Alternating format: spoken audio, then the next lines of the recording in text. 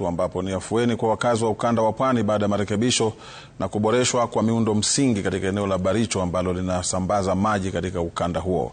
Kulingana na mhandisi msimamizi wa kampuni ya maji ya Pwani, Silas Kahindi, marekebisho ya visima, ujenzi wa kisasa wa miundo msingi umeongeza viwango vya maji. Eneo la Baricho husambaza maji katika ukanda huo katika miji ya Malindi, Kilifi na Mombasa. Some few months ago we experienced some few challenges in terms of our abstraction section, where we were not at our full capacity. So some rationing was made, especially by the WSPs, the water service providers. But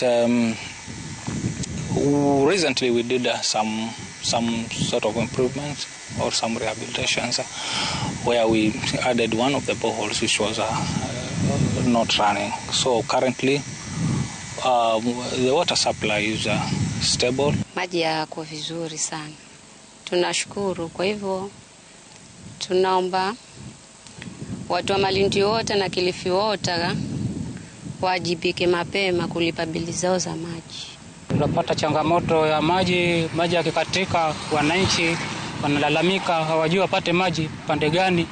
Lakini tunashukuru Mungu kwa muda sahihi maji yako mengi, na tunazidi kushukuru wakiendelea hivyo hivyo.